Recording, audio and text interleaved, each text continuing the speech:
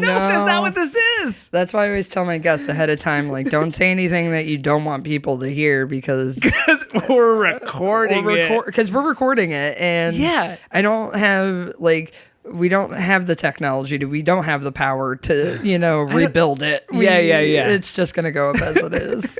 And so you're like, okay. Everybody, Erin Field is here. We just segued right into this. Just right into me. Hey guys, I'm here. Hi. Erin Field and I have a couple things in common. Comedy and also West Michigan. We do. We have West Michigan in common. Actually, we have something real in common. Yeah. My new roommate is Adam Ray, and he was actually recently on the podcast I host, and it came up later afterwards. He's like, do you know Johnny Nelson? And I was like, sure do. Because we went to high school together. Mm-hmm. Yeah. He said you were a total peach. I was like, yeah, I don't know what happened. Good for you. Yeah. I was like, that's Johnny awesome. Nelson. Everyone knows him. He's the meanest person you'll ever meet. Fucking piece of shit. Oh, God, the worst. I think when I am mean, though, then people I was mean to children today.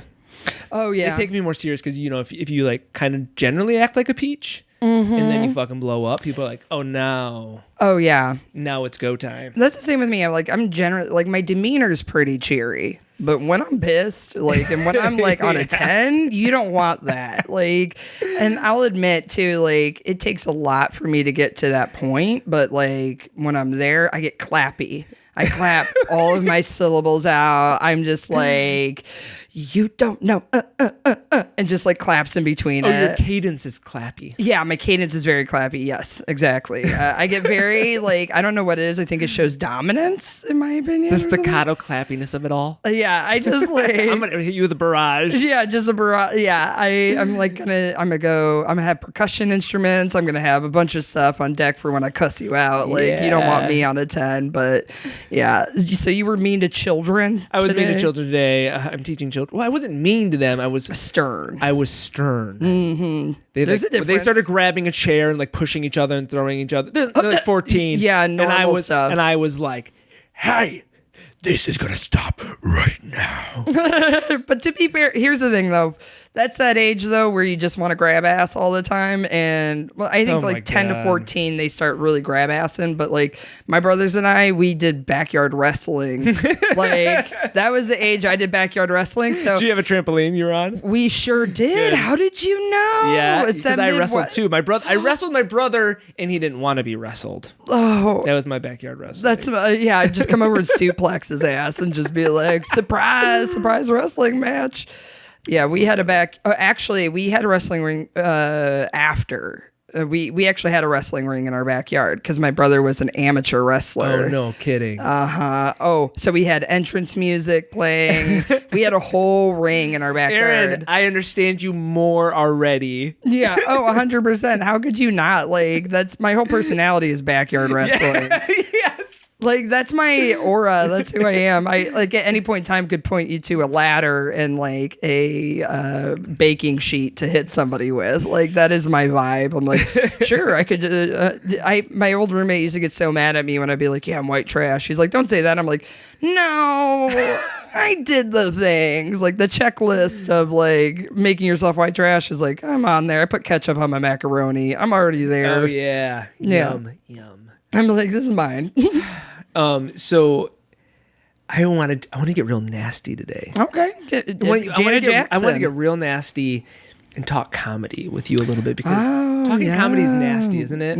It can be. It can be. I can be salty. Gross. I'm not gonna lie. Gross. Don't talk about comedies. But you're a stand-up. I am, and I'm dipping my toes, and I'm just hungry. And I'm I want to hear people's perspective who are being in the stand-up world. And as a Chicagoan who's a stand-up, right? You've also done the whole improv track thing too. Oh yeah. Which is, I think, a lot of people who come into the comedy world are so surprised to hear how isolated those worlds are from each other. Not necessarily in crossover of what they entail, but crossover of who does what. Yeah, it's like West Side Story. Yes, it really is. Yes, it's the improvisers versus the stand-ups. It really, 100%. Uh-huh. Yeah, I couldn't, like I have an experience because I got on a team of a comedy theater, and one of the coaches who at the time when I was cast was not at the auditions, or he was. I just got put on his team, and he didn't really have a say in it, I think. Oh boy. Because he was like first rehearsal or like first like jam session, we're all hanging out. He's like, "You're a stand-up, right?" And I'm like, "Yeah, but I do improv, you know. That's why I'm here. Yeah. I auditioned. I got the part like everybody else here." And he's like, Yeah, you fuck. yeah, like, but he's like, "But you're a stand-up." And he legit, like, intentionally, and I know now this, and I can say this with complete confidence, made the schedule so that I couldn't be a part of the team after a while, because he, in his mind, would always bring up the fact that I did stand-up. And I know what it is, because this person was bad at stand-up, like did not succeed in stand-up. This person who was coaching the team? Yes. Okay. He did not succeed in stand-up, and I found that out later on, and I went, oh, okay. Like, maybe that has some, you know, and it could be anything. Maybe I'm a horrible person to work with. Who knows? But, like, I think I'm pretty okay, and I don't think... I would agree so far. Yeah, I mean... I haven't been around me enough. I haven't talked seen together. much of your staccato side addressed towards me. No, and I'm like, I'll work for a used Band-Aid and like a pack of Tic Tacs. You're also a fucking powerhouse. Like, you're the person like you want on your team if you're going into a workshop and you're like, all right, I don't have the energy, or like these people are gonna be little shits. You're like, Erin's gonna bring it. Because we worked on a couple, like we've done a few, like especially with workshops. kids, like a hard one. Like we've worked on some hard workshops together where it's like, hey, so they're all going to be 3 years old. There's 100 of them. Oh, and the air conditioning's broken. And it's lunchtime, but they haven't had anything to eat for 4 days. Like, we've been terrible. So, and you're like, okay, first of all, that's child endangerment. Second of all, like, what? Yeah. Like, why would you bring us this? And then you're like, okay. And to be clear, we're not doing shows for these kids. We're trying to like teach them. Trying. It's. Yeah, you're as much as you can. It's guided playtime. Playtime. Under a certain age, it's guided playtime, right? And then above a certain age, it's guided playtime too. When you're older, right? 100%. Like, depending on how you look at it. You're teaching adults how to play because they're scarred from the world. When you're teaching improv, like when you're teaching kids, you're just trying to focus and harness that power they have. Of like kids can out improvise you all day long. If you're a grown adult who does improv and thinks that isn't a possibility, sorry, it is. Like kids are going to be way funnier than you ever will be because they're kids and they're uncensored. We still think even like the most talented improviser will still think about some of the choices they make when they're doing it, and kids are just like, nah, I'm crazy. Like I'm a cowboy astronaut right now, and they will commit too hard. They'll commit for months. Like that's kids for you, you know. Yeah, you watch that. We were just talking about like 14-year-old kids, and like you watch that also like melt away at a certain age. Yeah, where it's like I feel like junior high all of a sudden. Well, we know because we all did junior high. Mm-hmm. It's like everything just like collapses around you and you don't even know how to be a person. Yeah. It's sad. And then you watch those kids come back like, if like, you know a kid in your life and they're like going through that age and then like they disappear almost and they can't like even talk to you. And then they come back a couple years later and like, hey, how's it going? You're like, what? I thought you hated me. I feel like also just side note, like when you're teaching and you notice that one person or that one kid that just looks so miserable the whole time, and you're like, oh, they're hating this, and then you get done and they're like, that changed my life, and you're like, what? That was great, I loved it. And you're like, okay, well, thanks for letting me feel like you hated it the whole time. Exactly. I was like, did anyone tell you about your face? Like, you know you have a face that hurts feelings, right? Like, I just need you to know. But like kids, they lose that imagination and that like sense of play at a certain age, and it's tragic to see that. But also I went through the same thing where I was funny, but I was never outwardly funny to kids. Like I was always funny at home. And then at a certain age, like I grew out of that. Not grew out of that. I knew what it was. There's a catalyst. I worked for a haunted house like at 15, and they gave me a sweatshirt and they're like, you can put anything you want on it.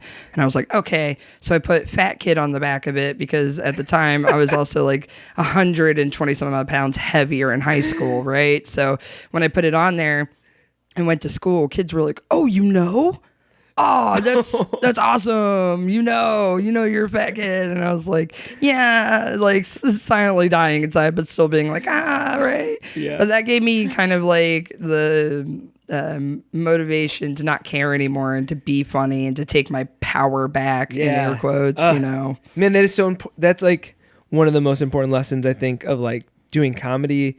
I grew up I shouldn't say grew up. When I was in college, I did shows for like about 4 years without getting a single note. And okay, yeah, I know, right? You're perfect. No, the whole group didn't get a note because the person directing it didn't like. I don't think they felt like they knew enough to be giving notes. I don't know what their theory was. Okay. But it was just like, oh, so like going out there with any sense of like, you hardly had a sense of direction of like what you were supposed to do. I was like, well, I really got comfortable being okay failing on stage. And like, you can rip that Band-Aid off. Yeah. That's a big deal. I want to segue to you to stand-up. Yeah. Because, I've only done stand-up a couple times, and I'm like, I've always been like, I got to go out and do stand-up. Like this, I know this is something I should be doing too, because it would be fun. I would love it. But you get in your little comfort zone, and you don't scooch over. Mm-hmm. And as someone who's done both improv and has done stand-up, I'd love to hear a little bit of like your take of like, well, a stand-up coming to improv, as we kind of already mentioned before, is one thing. What about like your observations as far as someone who's improv trained or sketch comedy trained going to stand-up? Any sort of observations? Oh, yeah. Lay it. You just see my face. Lay it on, Erin. I want to know everything. This is so. So also, Erin's been doing stand-up for quite a while, right? You started in stand-up, and then I did, and then you are also currently running a show in Wrigleyville on Thursday nights. Is that correct? I am shameless plugging it now. I'm gonna plug it. I'm running an open mic called Clucks and Yucks. Name might be changing. We don't know yet. Okay, so don't look for that name. Look for the location. You look for the location. It's at Roost in Wrigleyville. Okay. And it's a open mic that starts at 8 p.m., but I run it very much like a show because we have an audience already. Oh, that's awesome. Which is wonderful. We've only done 3, and we have an audience. Right off the heels of Chicago opening up. Yep. Right off the heels of, like, we reserve tables. We promote it through an email blast. These are things that are different from a lot of, open mics you see, because a lot of times it'll just be like a list, maybe some advertisement, but we've got like the owner is just like really wanting to make it successful, which helps us make it successful. Yeah. But comics are so it's hilarious because the comics that come in aren't used to being treated like given 6 minutes of time, because you get 6 minutes but we cap it at like 15, 16 comics. We're not giving 25 some odd spots away, but it makes it coveted now. People want it, so which is great. And like if you're a comic and you want time, all the things, like it's a great place to go. But the funny thing is about like you're talking about improvisers coming into stand up, it is hard because improvisers are not used to rehearsing things, let alone, writing down material ahead of time. Not every improviser comes in, just winging it. But the mistake they make is, I'm funny on stage improvising. I'm going to be funny doing stand-up. You're playing off of somebody when you're improvising. Yeah. When you're a stand-up, you're not. And they think they can do crowd work right away. Oh, no. That's not. Oh, no. I didn't mean to get all Midwestern mom on you. Oh, do it, please. Oh, no. Bring out your Midwestern wrestling mom. Oh, you can't do that, You got to be prepared. Yeah, clap it out for him, too. They come in, they just don't have anything prepared, and then they go on stage, and then they try to do crowd work, but it doesn't. Crowd work only works when the crowd trusts you. The crowd knows when you don't have anything prepared. Uh-huh. The illusion is to have something prepared, but make people think this is the first time you're ever doing it in front of them. That is the illusion. It's like a lot like acting. It's right? yeah, it's acting. Delivering a line, like it's this is the first time we're bringing this to you, right? Yeah. But like they go under with the guise of like, I don't really need to do, prepare anything. It's like at the bare minimum, you need to have a skeleton of what you're going to do. Like, I remember, I hate doing this, but I watched Drag Race recently. I just got into it. Wait, why do you hate doing this? Because I keep referencing everything Drag Race in my life. Please. But I watched I think season 4 of All Stars. I just got into it, mind you. This is my first season, my first dip into it. And one of the drag queens on there was doing a talent show portion, and their talent was stand up. And before they went on, I was watching the episode, obviously, being like, oh, please, nobody do stand up. And then Jasmine Masters did stand up, and it didn't go very well. But you can see all the queens beforehand being like, what are you going to do? And she's like, I'm funny. And I went, no. Like on the couch, I was like, I already know she's going to get eliminated. And she did. She got eliminated. She went on stage. She didn't have anything prepared, and she bombed. And I just was like, man, that's hard to see. Like, I don't want to see anyone bombing ever. And I hate even using the term bombing, but like, it happens. I bombed. Like, I've been doing this for 11 years. Like, obviously I have to have bombed at least once or twice, right? Like, just Is that all? character. Yeah, only once or twice. Only once or twice. Everyone on this podcast needs to know I'm perfection. I've definitely eaten it a few different times, but I mean, like, same thing with improv, right? It's like I've been improvising for over a decade, and like every once in a while you have that show and you're like, oh, that hurt so bad. That hurt my mind, body, and soul. Like, there's nothing quite like that feeling of just eating shit. I was even just teaching a class recently with mask on, and it was these kid classes I teach wherever it is I teach. I'm not gonna say the name. And like just having like the students like be like a little bit uncomfortable because of their age and sheltered behind a mask. I was like, you know why this is rough teaching is because this really feels akin to bombing, but for 3 hours when children don't want to be there.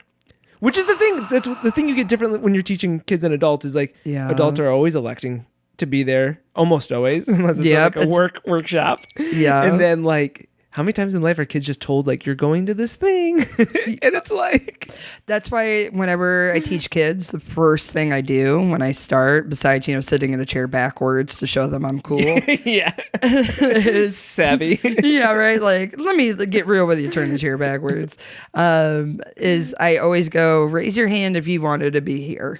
And they raise their hand. Oh no! And then I go, raise your hand if your parents made you be here. And then then the kids look around a little bit, and then they raise their hand. And then for some reason, that gets them on my side. They're like, interesting. Oh, Oh, okay. You know that I don't want to be here. And so I go, cool. And they could turn a corner? They turn a corner usually, like, because I go, yeah, this sucks, right? Cool. Well, I'm still going to do it. Like, if you want to hang, you can hang. But I get if you're pissed and you don't want to do this. But then they're like, you know what? I'll try it since you sat in a chair backwards and you made an effort to relate to me. And and then I'll throw out some like slang. Like, I really am a cliche like teacher on like any Disney Channel original movie and or show. I taught a kids class in Newark.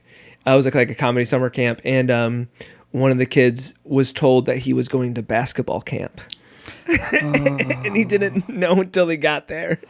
That's going to be unpacked in therapy. This is not basketball. Yeah, surprise, not space camp, homie. Like, you're going to have to dribble your way all the way through summer, Bud. Go ahead, try your best. I interrupted you, and I rabbit trailed, and I forgot where I interrupted you. I'm so sorry. No, you're totally fine. We were talking about improvisers coming into stand-up world, but no one talks about the stand-ups here's the thing, though. Here's the difference. Improvisers will try both because, they'll try stand-up and improv because they're like, yeah, cool. This is like my, like I want to do everything medium, right?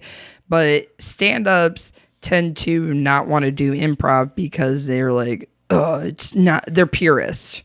You know what I mean? I've met some real purist stand-ups where they're like, you can't, no props, no nothing on stage, just you and the mic. And I'm like, okay, what about a stool? You want that up there too? But like, they just get so like upset when improvisers try to stand up. Are they allowed to have a beverage like water? Yeah. Purist? Oh yeah. They loved their about one bottle of water. Oh my God. My favorite thing is when someone's doing 4 minutes and they bring up a bottle of water. I'm like, you ain't gonna get thirsty. Like, it's gonna take you 3 minutes to open up that bottle of water. Like you're wasting your time on stage by just finicking with like. But they show up with a blazer, right? They look like old school 90s comics, like you know. No. Yeah, I've seen it all. Like yeah, of course you have. And I also stopped telling people I did or do comedy a long time ago. That's so smart. Yeah, I stopped because it's ruined a lot of things for me.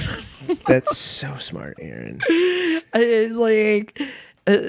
don't tell Uber drivers anymore. Genius. Yeah, because actually one of them took my class one time. He was like, "Can you really learn stand up?" And I gave him kind of like a 5-minute spiel on kind of what I do and some insights, and he was like, "Oh." And then weeks later, I was like, "Weren't you my Uber driver?" Like, and he signed up for my class. That's and cool. I was like, that's really cool. But I was on a plane one time and it was like a 4-hour trip. And this guy was like, "Oh, I'm an aspiring comic." And I'm like, "Oh no." Don't.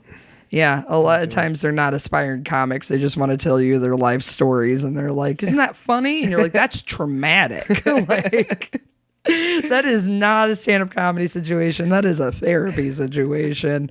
But you know, a lot of times people use comedy as therapy. So who am I to like nitpick? I'm like, but you got to have a punchline. You got to have some humor. Like sometimes people just want to do stuff too soon after it's happened. Like, oh, really? You know, like what is it? Tragedy plus time equals comedy, right? Right. I was like, what is it? And then said it completely. You all know. Me answering my own question over here like a jerk. It's like a teaching moment. Yeah. And what do we all say? Tragedy plus time equals comedy. Very good, kids. We're all engaged. I can see your parents didn't make you come here. But yeah, no, sometimes people just do it too close to the thing that happened. And it just is like, they want it to be like real, like what is it? Lord have mercy. His name's escaping me. Richard Pryor.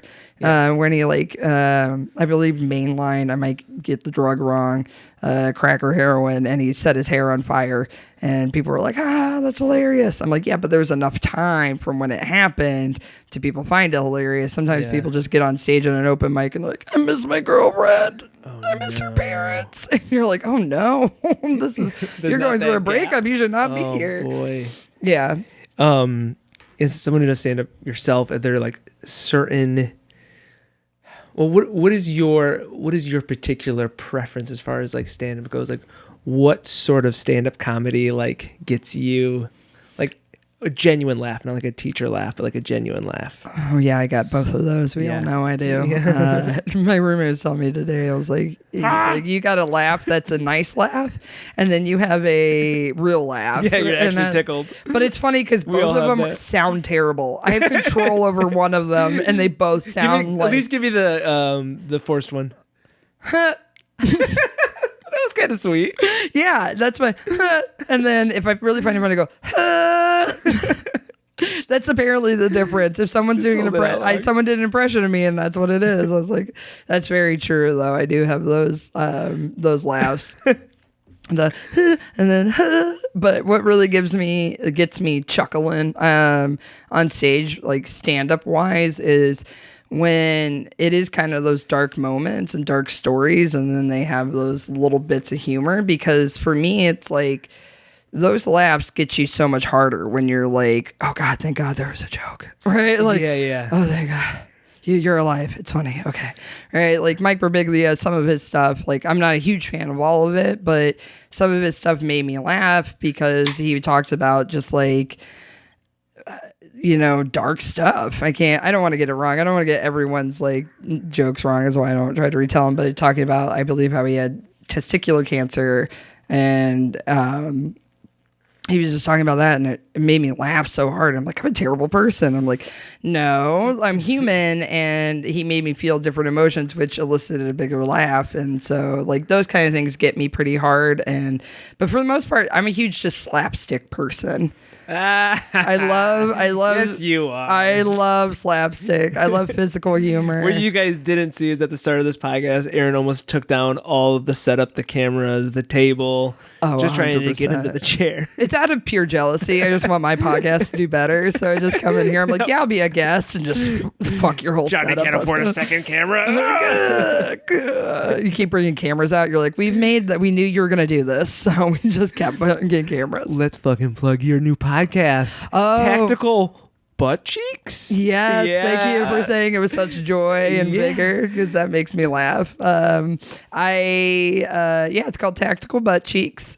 It's pretty loosey goosey. These days, it just started. We're literally on like episode 3. I'm going to record it. You're going to probably be a guest more than likely if you say, I'm asking you now if you want to be a guest. Okay, depending on the rest of this podcast. What if I just leave and was like, we will never speak again? We still could mess things up. We've only been 30 minutes in. We could still like mess up our relationship. That's true. Let me bring up, what are your deepest, darkest secrets? I better not. My deepest secret is that we're not recording any of this. This is just playtime. This is elaborate playtime for me. I just bring people over. I'm like, look at this podcast. And then I go, I've wasted your time. And you'll never get that hour back.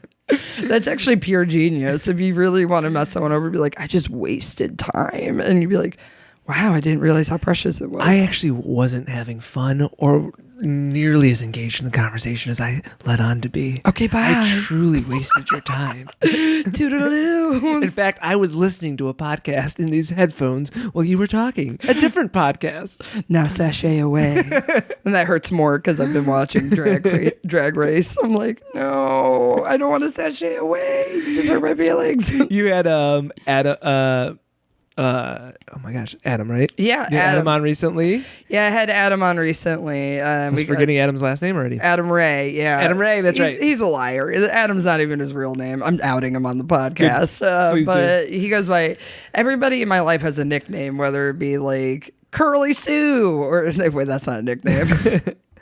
I mean, it is, but it just sounds like a country ass name. But I did date a Curly one time. Did you really? Oh, yeah. I've only dated men with nicknames. Yeah, he went by Curly. I've also dated a Danimal.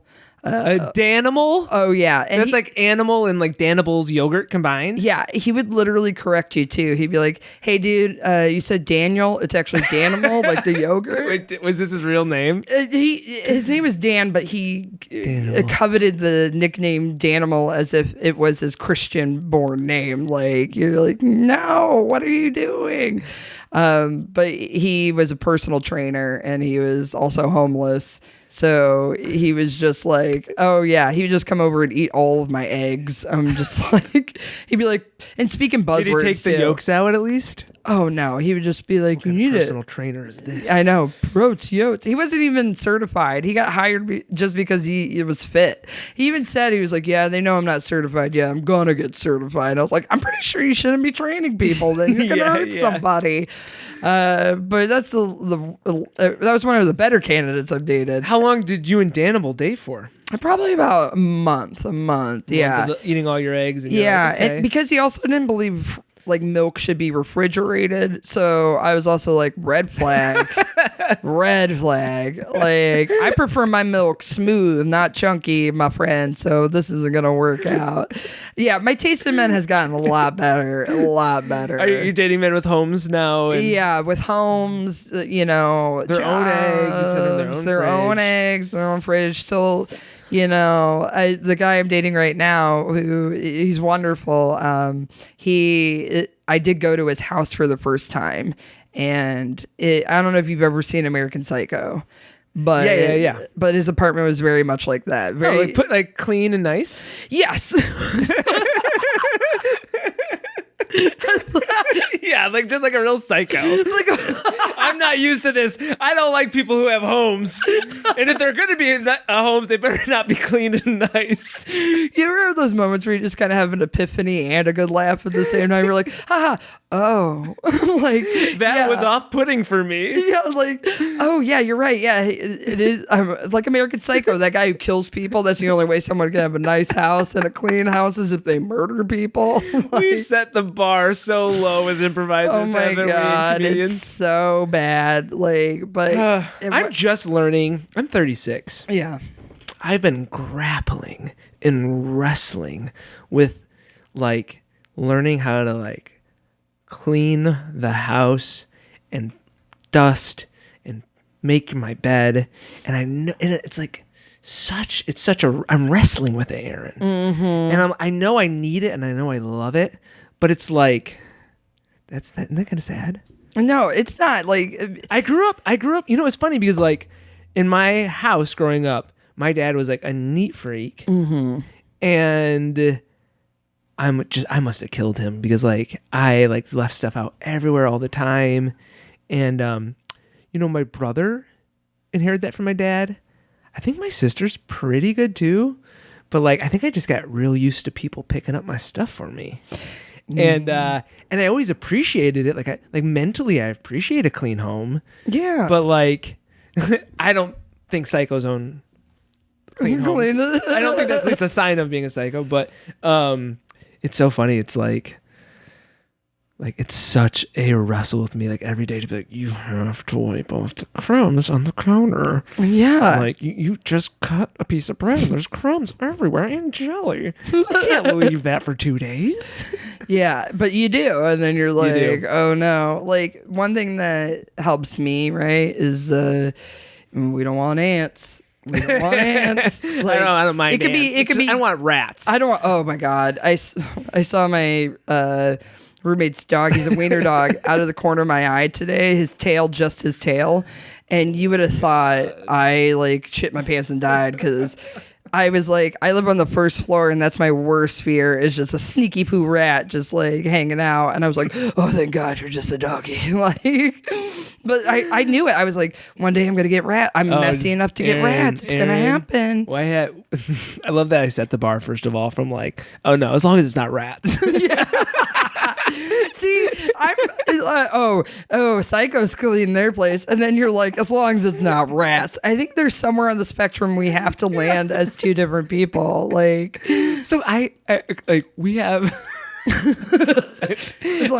this when Erin came into my place too, she was like, nice place. I'm like, no, just look a little bit closer. Yeah, not too quick. Here's a clipboard. Look at the crack running through the ceiling and the but we had since we moved in here, the back screen has had a hole in it on the window. And we don't usually open that window too much, but we did one summer, and the trash can's like right in front of that window too. And Erin, there is nothing as terrifying as watching a rat crawl into your domicile. It is like the most disgusting. Like rats are disgusting outside. Yeah. But when they're in your house, nothing compares. And like it's not a mouse. It's like you wouldn't like rest easy if there was like a deer in your house, right? No. Like you'd be like, there's a deer in my house. A rat is no different. Deer. Yeah. But or a deer-sized rat. Sorry, a rat-sized deer would be adorable. Have you seen those little deer in Florida that are like little baby deer? Have you seen them? They're miniature deer and they live in like the Keys, I think. No, but they don't even come up to your knees. They're adorable. Oh my God, I have to check. I forget what the specific name is. They're so cute. I'm gonna save it for a real sad day, but yeah, I'll send you some deer videos. My husband and I send each other deer, dog, and like wolf and fox videos all the time. Oh, I think we really like forest animals. What a beautiful relationship. Yeah. But I couldn't imagine legit having a rat. No. I'm glad you're filming this because I don't know if people can literally hear my face that I was making while you're doing that. Because I was like, oh no, Yeah. oh no. I mean, we got it out of the house, but like, it's just. What if the second part of that was we still haven't found He's somewhere him, in the and house just right I pick up my now. feet for the rest of the podcast, like, oh no. Well, in the backyard, like especially like last year during the pandemic when they when all the restaurants closed, the rats spread out so much in the city. I didn't know that. Yeah, because they were I guess they didn't have their regular feeding hubs. Okay. And so they really spread out. In we've always had rats, just like an issue. We're trying to like kill them off or like call 311 and have them like send out bait. But like last year was insane. We couldn't be out on our like back porch for like more than like 60 seconds without seeing a rat. And then it was like every 60 seconds another rat, which is, I mean, that's pretty gross. It kind of ruined the back. Rapid. It pretty much ruined the backyard for us last year. We've got it under control this year. Okay. I dumped a bunch of dry ice down all their holes. Oh, but Because it like suffocates them. that's it when you said it. You said it like and it suffocates them. Like I was gonna agree. Like I know this. They can't breathe. We love to suffocate rats. I have a landlord or not my landlord, but the landlord that lives next door is the only way I can describe him. He's just an old bitch.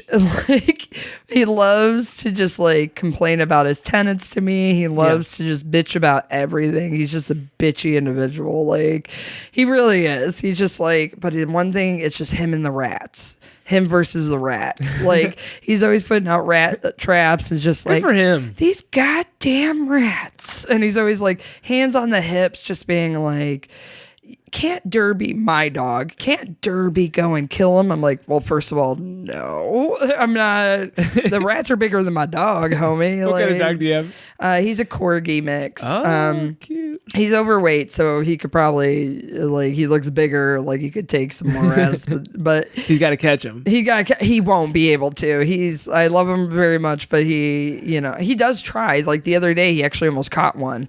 He caught a slower rat. I was like, something must have been wrong with that rat then if he was almost able to catch him because he's slow.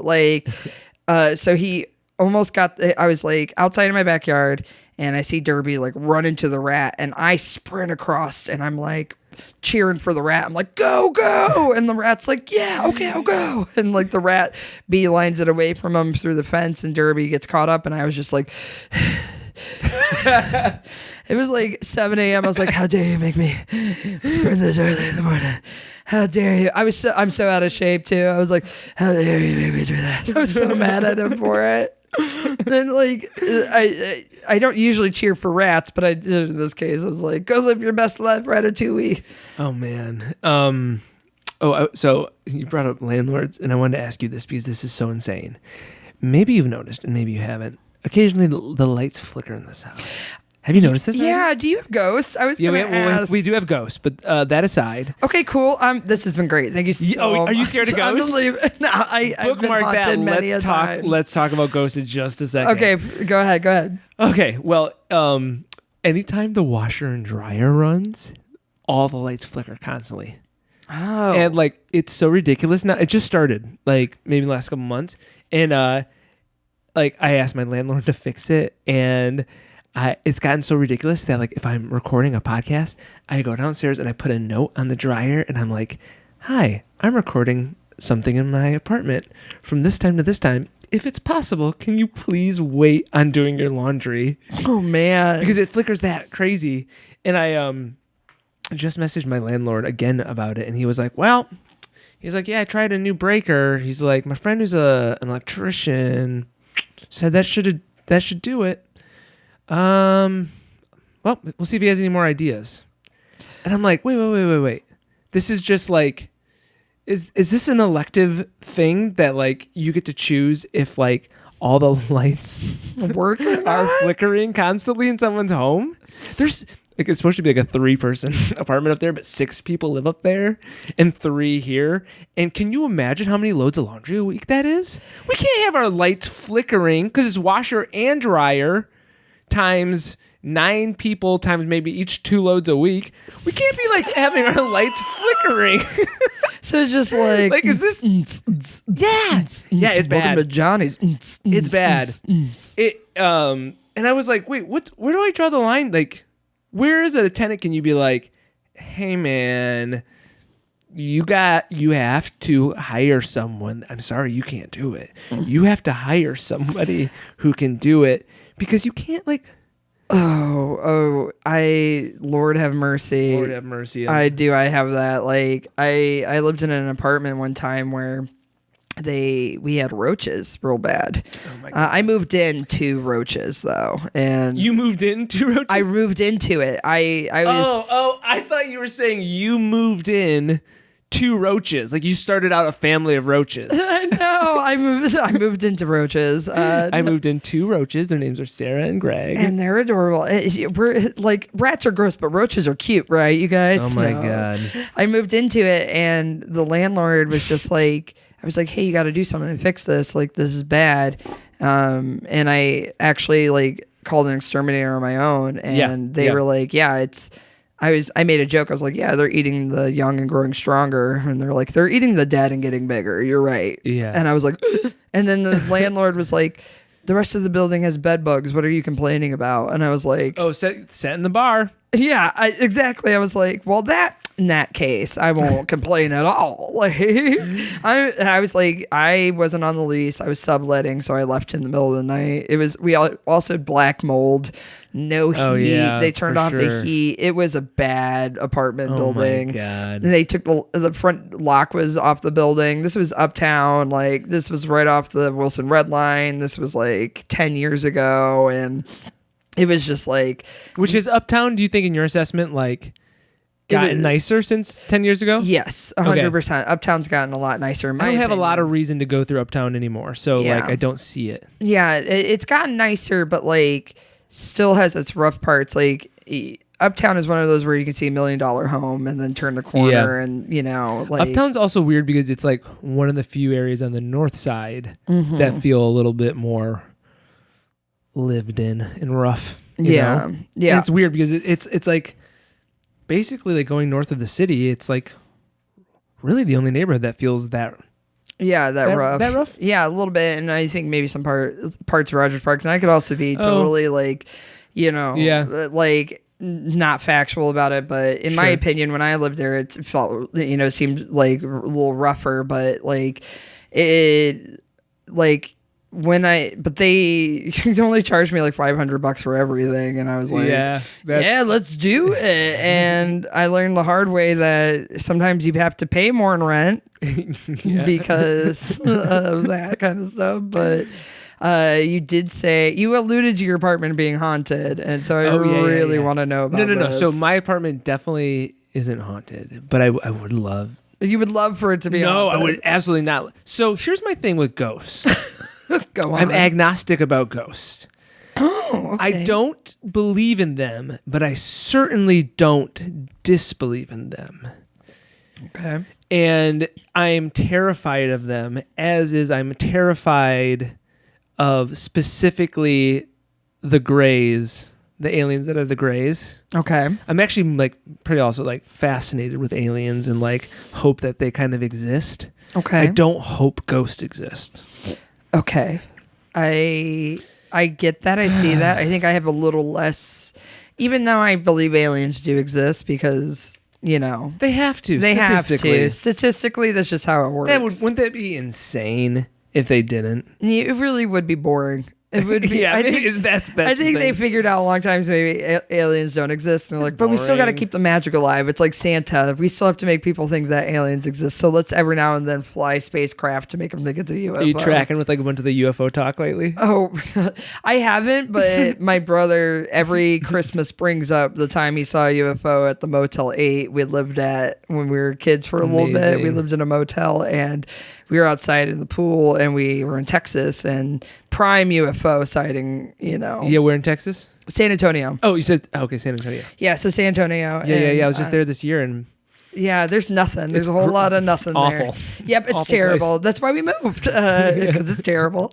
We moved from San Antonio to Austin and then to Michigan. But Austin, come on. everyone, here's the thing. Everyone, Austin's so fun. Everyone loves Austin. They're like, we were just there. Like we had adventured in our van this year, and we that's hashtag awesome. van life for 3.5 months, and we did Austin for at least a month.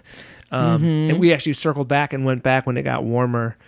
So nice, just so such a nice mix of like outdoorsy and artsy venues, and liberal and conservative, and like just a real cool city. Yeah, and that was even cool city during the pandemic. Yeah, that's like how we were experiencing it. Yeah, imagine it like completely open up too. Yeah, it's like South by Southwest, I think, is out there. Like, I could be totally wrong on everything I'm saying. No, that's correct. Thank you for reassuring me.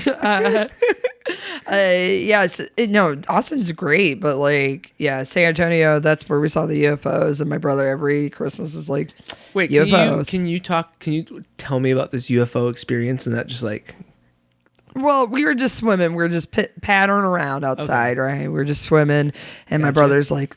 You were there too? Yeah, I was there too. So it was me and him, and that's why he brings me in on this argument every time. He's like, Erin was there, and I'm like, I was also 5. Like, I remember seeing something in the sky that I thought was really cool, but I can't tell you if exactly it was a UFO or a plane. Okay. But to help my brother keep his the magic alive throughout the years, I just say yes. Okay, yeah. I'm just like, yeah, sure. And then he's like, you also owe me $4 from 1996. I'm like, pay off that debt. Just pay that debt off. I thought I did. I thought I paid it off several times as an adult. I can't. Turns out you can't pay certain debts off, and that's when a 10-year-old spends any money on his little sister. He's like, I'm gonna hold this over your head for the rest of your life. But I've lived in haunted places. Back to being haunted. I've lived in some haunted freaking places. Here we go. Tell me. Okay, so I'm here's the thing too about ghost stuff is I try not to like think about them or dwell about them too much because I will freak myself out. Like it's something that I will like creep myself out on. And I know that I have the power. I know that I have the power to not dwell on those or like it's like I do this all the time on YouTube. Like not lately. I always have to combat the like watching awful like shooting videos before I go to bed or like cops being evil. Yeah. Because then I'm like, I know that I have the power to not watch this stuff. Yeah. And I've like really, I had to work for a while on like not listening to ghost stories because anyways, but I want to hear this ghost story. Because it'll I will just freak you out. Especially in the basement. Like, yeah. Oh, 100%. All right. I'll hit you with this. So this is my like creepiest ghost story I have. So okay, where are we in the world? Are you in Michigan? Are you in Austin? This is in Michigan. Okay, where did you grow up in Michigan? So I grew up in Grand Rapids, Michigan. Right. More specifically? On 400 Hoover Street. So you're saying Grand Rapids? You lived in Grand Rapids proper? Yeah, Grand Rapids proper. So I lived in, or a little close to downtown, actually. I lived in Wyoming and Granville, and I say I lived in Grand Rapids. Gotcha. But you lived in Grand Rapids. Yeah, I lived in like 5 minutes from Founders, like, and so it's pretty close to downtown. But this was a different house. The first house we moved into in Michigan. Like there's 2 houses we spent time in. The first house we moved into, we were renting because it was condemned, like it had been closed by the bank, and then because of the ghost. Because of the ghost, it was actually a crack house before we took it over. Okay. So that's why we were able to afford it. So we know what type of ghosts are there now. Okay. Yeah, they're haunting everybody there. That died. So we had like a basement that had like. It was a real creepy. It had that old-fashioned like pull open from the bottom of the floor door. Oh yeah, one of those real creepy like. I bet there's a trap door, and there is to the basement.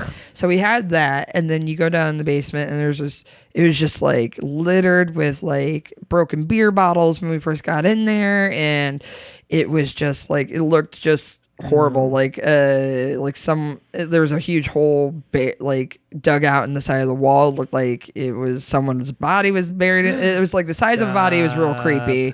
I just remember as a kid being like, this is real creepy, right? Yeah. And I knew something was wrong with the house when I was a kid. Like I could just feel it.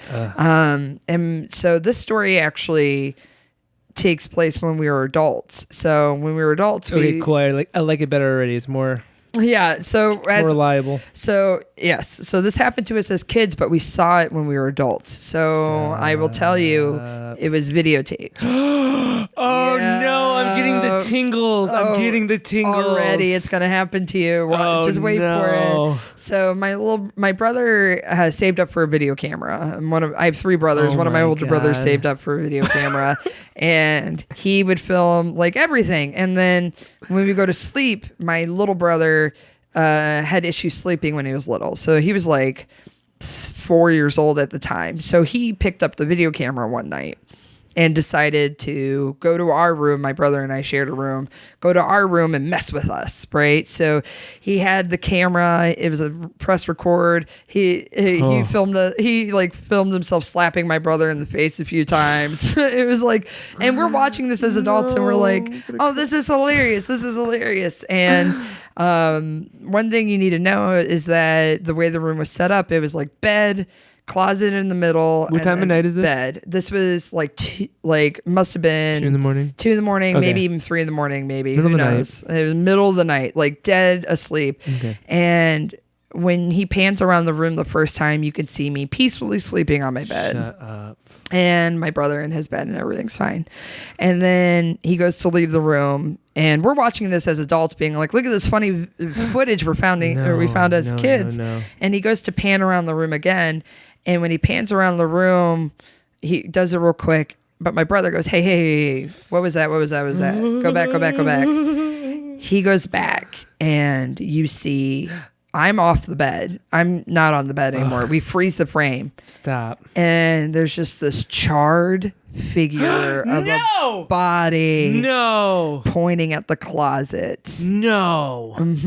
And it's videotaped? It was videotaped, yep. And spun around the room. Stop, and Erin. we freeze framed it and we saw it several times. We were like, oh my God, this is what we're seeing. This is what we're seeing. And at the end of it, he walks down the stairs and just leaves it videotaping the wall for like 5 hours. And we were both like, we turn off the video and we're both just like, everyone's terrified. The next day we go to show our parents. No one can find the tape. Tape doesn't exist anymore. And either one of my brothers destroyed it or it disappeared somewhere in the house. But I swear on everything, that is what happened. And we were all like, did we just see what we're seeing? And we're like, we checked the closet and there's just like stuff buried in the corner and like it looked like a charred body. It looked like a charred body pointing. Yeah. I remember it being covered in some sort of cloth but burned. And that's what I could make out. And I was just like, me and my brothers were there too, and they'll tell you the same story. They're just like, we don't know what happened to the tape. Yeah. So that was that did not surprise me at our old house for that, but yeah. Man. I've had several haunted apartments since, so I feel like kind of ghosts maybe follow me around. You. I'm susceptible. Like I recently was at my house just chilling, and someone or something breathed on the back of my neck, and I quickly did what any ghost hunter would do. I checked for vents. I was like, is there any vent? Is there any way air could have done this? Yep. Like I'm not just out here being like ghosts are real. I'm like, ghosts are real, and I know it because I can prove it. Like I can tell you one that so this didn't happen to me, but it happened to my cousins. I love it. Do it. And I just love a good ghost story. I love the mystery of it. So this involves Grand Rapids. Do you know the restaurant? Oh man, I want to say it's like around either like Wealthy or Cherry, somewhere up in that area. It used to be called Gibson's. Mm-hmm. And now it's changed owners and become like a Mexican restaurant and a few other things. It's a big mansion, and whatever. Anyways, supposedly it's haunted. And my cousins, do you have a Gibson story? No, I'm just excited for this story. Okay. I'm like looking at me like, oh, I have one too. So my cousins had a cleaning business for a while, and like the guy like walked them through, and he was like, hey, so like, hey, this is like this room and that room, and like there's a diner, blah blah. Oh, that's where the twins used to be, blah blah blah. And, like the family that used to live there, and like mentioned that like people said it's kind of haunted or whatever, or at least they knew that going in. And so two things happened to them. At one point during the night, they were walking like through a corridor, like down the stairs or something, and they both froze at the same time because like they heard what they thought was a child's voice for a second. And they're like, did you hear that? And they're like, okay, could have been like the squeaking or something, blah, blah, blah. And then later that night, they are in the main dining room and they're vacuuming and they have like the television on. And the television is like a news show that would be like some sort of like sitting at a table news show having a conversation, not like reporting and stuff like that. So it's just that's the only audio that you would hear, right? Mm-hmm. And then they said both at the exact same time from the other side of the room, they heard about 5 seconds of 2 children like kind of calling out for help. And he said it was so real. It was like from the opposite side of the room as the TV. He said it was so real that my cousin Ryan was like ran over, like started to run over there to go like help them, because he's like, I have nephews. I know like you hear a child calling out for help, and then immediately like hair back up like his neck, like that should not be happening right now. Oh my God. And they both heard it, and it's just like, ugh. And it was funny is when I watched them tell the story to me, like I saw them go through the emotions of like kind of getting choked up, kind of feeling embarrassed, telling the story of like, this is just what happened. Yeah. And I'm like, you're not lying, at least about the experience you thought you had. You know what I mean? Exactly. Like that much was true, is you thought that happened. Yeah. Whether it actually happened from ghosts obviously is up to interpretation or reality, really. Yeah, but it's like those stories where someone's not bullshitting you and they're like, this did happen to me. Yeah, because I'm terrified, and you could see it on their face, like they're reliving that moment of like, yeah. My old apartment. Oh God. One of my old apartments. I'm not gonna be able to sleep tonight. I know you won't be able to. I was doing my makeup one time in a mirror, and our pantry, I heard a little girl singing hymns. Oh, okay, that's sweet. In Italian. And but here's the like, and she was covered in like burnt fabrics, pointing to the pantry. She was like, the cookies are in there. Do you want some?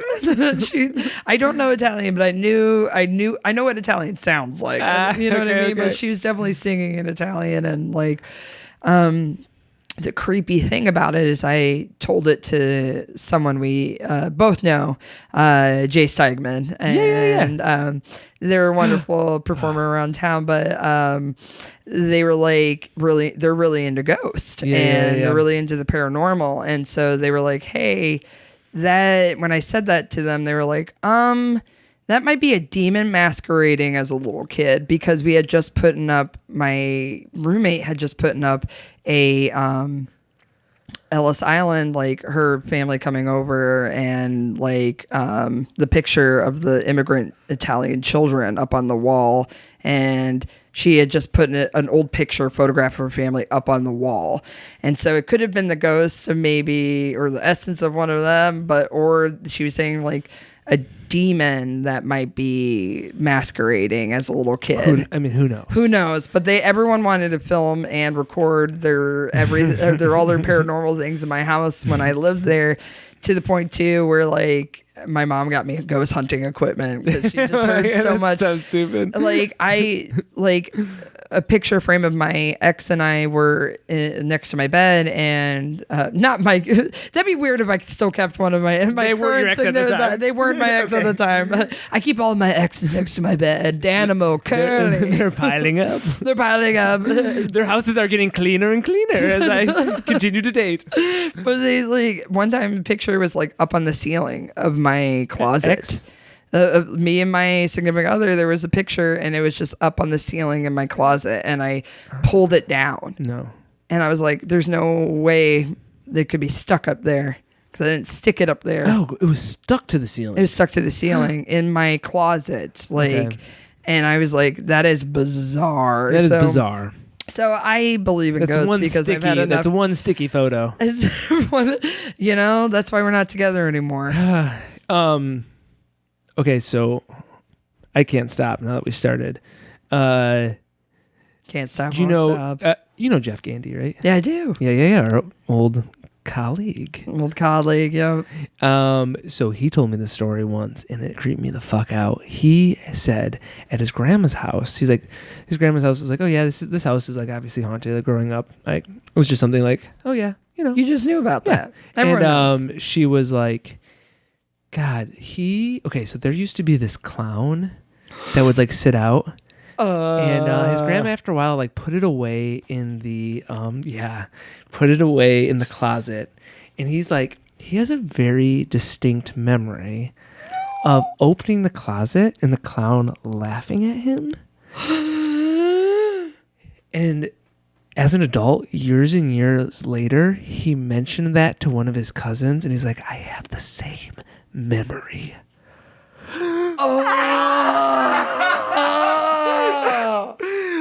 And this wasn't a clown that like had a drawstring and laughed or anything. No. He's like, I have the exact same memory.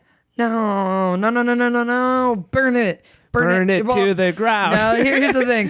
She said they were. Burn it. You can't. She said they were friendly ghosts. His grandma. She's like, yeah, they're like. She's like, it's okay. Like, yeah, they live here too. I'm so happy I don't have ghost experiences, and I'm trying also. I don't want to open that door. I don't want to open the door to the ghosts in my life. Just if they're here, toodaloo.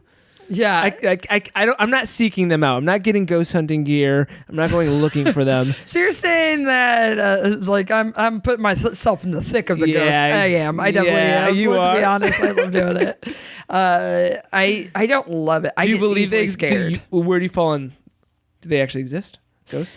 I definitely believe they exist. Okay. Because I've had enough experiences to know that they do, but also here it made me realize I wasn't atheist but agnostic, because I was like, yeah, because there's that now you just made a metaphysical choice about your world. Yep. I was like, oh, if I believe in ghosts, then anything else is possible, right? So then I was like, that opens me up to, I don't know what it is, something's possible. Like if you believe in aliens, there's some level of belief of something, right? So you can't completely say that you lack all belief for everything, but it depends on who you are. But for me, that's what made me be like, I'm agnostic. Do you know who Richard Dawkins is? Very familiar. I think it's him I'm thinking of right now.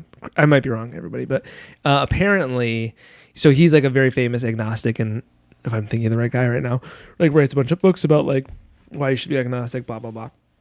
Very outspoken, kind of like seems like it's his mission in life. One of those. Yep. And apparently he says that like though when he goes to stay somewhere, he does ask. He's like, "Is this place haunted?" And like he avoids it. He's like, which is interesting, right? It's interesting that like like on paper you can be an agnostic, but it might not change a knee-jerk feeling of like, but I'm not going to take my chance. You know what I mean? Like, I think there's a lot of things like incongruities we have in our own life, right? Where it's like, maybe on paper I feel this way, but like this is my stance, but just in case, like it's kind of interesting because he's such a hardcore like atheist. It's so like pragmatic and so like the material world, and then all of a sudden you're afraid of that. See, that's what I'm talking about. You can't like be like nothing exists and then be like, well, ghosts exist. Like I think maybe that's also you can't be sure of anything that's unknown. It doesn't mean it exists, but you can't say with 100% confidence that the things you don't know about don't exist. Like that's silly.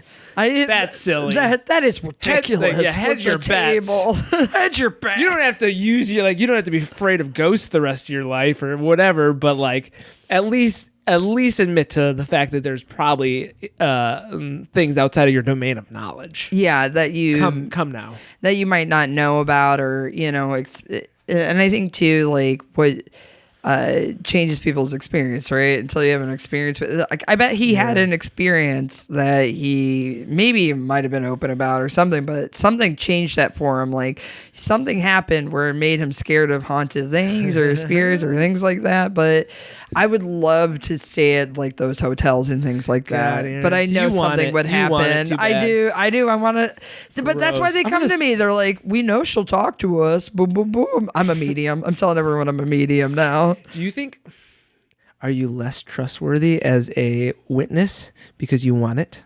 Maybe. like you want to have these experiences. So yeah, maybe because I'm high a lot too. I always love to preface. Okay, all right. I always love to preface. Give us some reasons that we can doubt you a little bit more because I want to sleep better tonight. Yeah. Oh yeah, always blazing it up. The video actually, like, we were watching in the dark and had my glasses on, and like, yeah, maybe I just turned into a charred figure all of a sudden. Yeah, that one I did have a charred figure up in my room as a.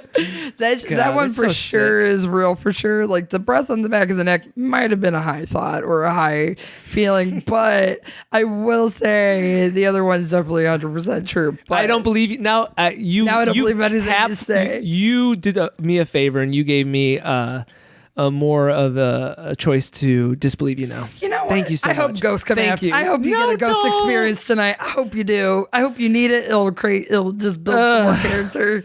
And then maybe I'm going to get a call tomorrow and be like, ring, ring. Erin, I'm charred and I'm pointing at your closet. I would lose my mind. I'm already sweating just you jokingly say that. I'm like, okay, I'm going to have nightmares tonight. That's what's really going to happen now because I'm hashing up all these ghost stories. When I first saw the first Conjuring movie, I woke up at the exact... I won't watch that stuff. Oh, don't. Yeah, I don't watch anything like... I won't watch anything that's scary in a demonic sort of way. Yeah, because as you know about me, growing up in West Michigan, I grew up very, very evangelical Christian. Yeah. And like you grow up like people reinforcing like this is a real reality. And like, you know what I mean? It's not like, no, the monster's not under the bed. It's like, no, the monster is under the bed in those worlds. Yeah. Because they're like, yes, this fits into our metaphysical belief system of like, there are demons and there are ghosts. Or maybe not ghosts, but like very least there's demons. Yeah. And so, yes, 100% that's a viable option. And then plead the blood of Jesus over it if it comes out. But it is a viable option. It's not that sort of thing of like, oh no, come on, sweetie, there's no such thing as that. It's like, no, there is. Oh man. And if that happens, here's some tools. Which that's not to like do it.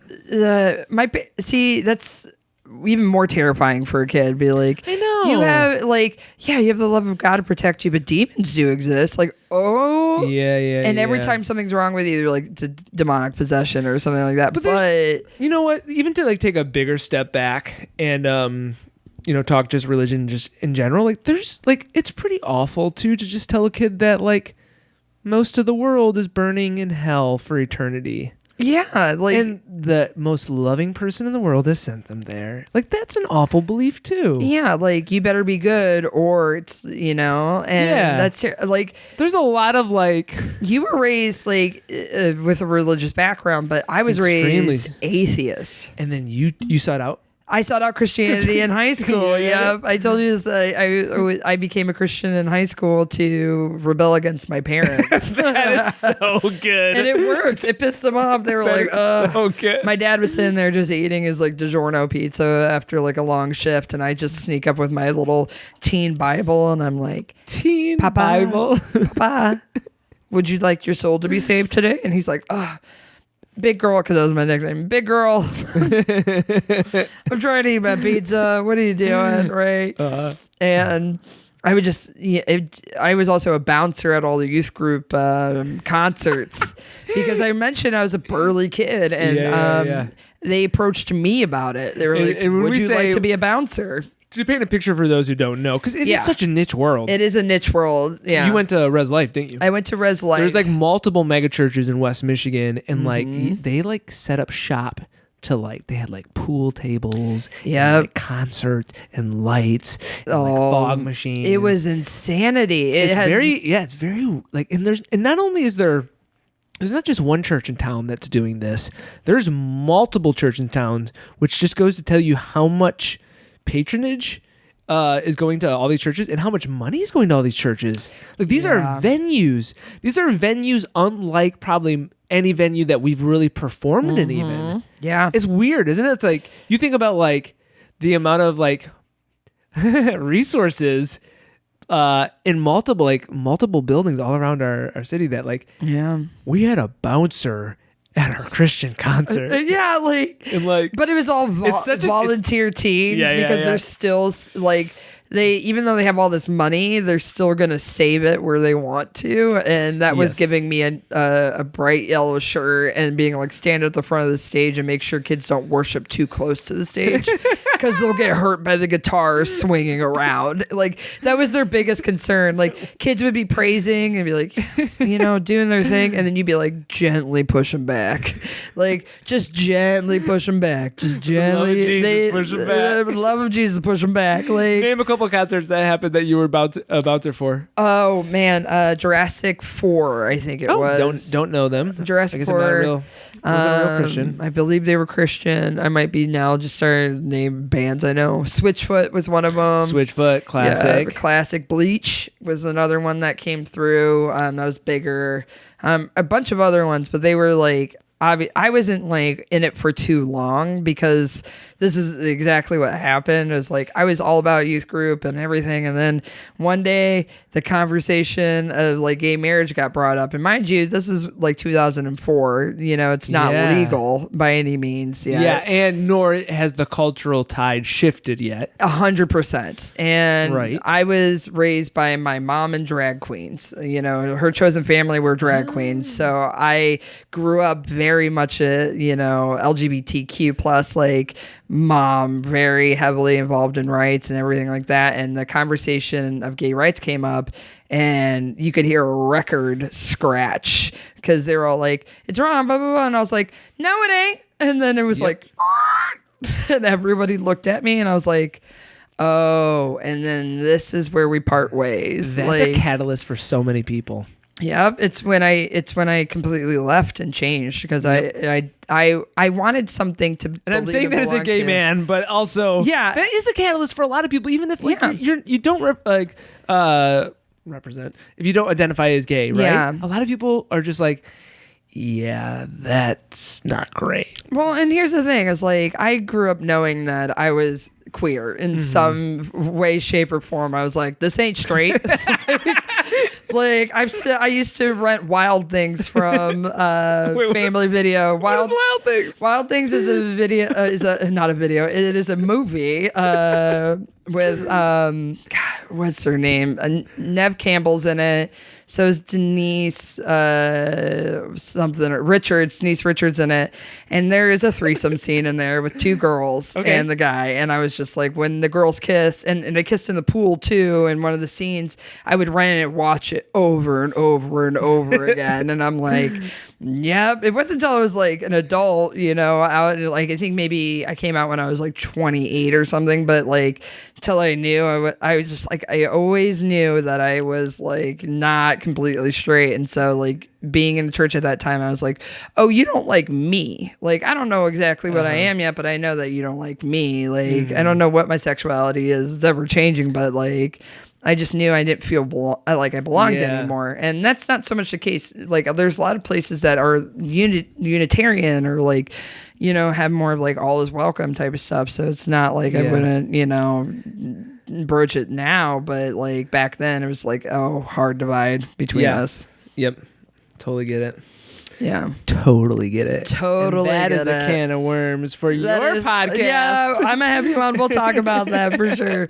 We don't got enough time left for that. We don't got enough time. Sorry, we're gonna leave you hanging there. Yeah, sorry you guys. You gotta tune into Tactical with Buttcheeks. Tactical Buttcheeks. Shameless plug in my podcast. Spotify, right? I looked it up on Spotify. Yes, it is on Spotify, Google Check Music, it out. It's I fun. think. Yeah, it's fun. Check it out. But yeah, and Clucks and Yucks, if you're ever in town, Clucks and Yucks. Check it out. Erin might be nice enough to let me come up and try some stuff. Oh, soon. anytime you want to. I'd love sweet. to have you. It's a very supportive room, so I love plugging it. I've got to get comfortable failing. This is this thing I want to give myself this year is like, you do stand up until you're not afraid of stand up. Yep. Until you know what I mean? Because right now it holds a thing in my head. Yep. And I think that's a nice place to like. I am so not afraid of improv, right? Yeah. I'm still afraid of scripted stuff in general. Like I get an audition here and there. Yeah. Like I have like, you know, like little stress dreams about like scripts, and I'm just like, well, you know what?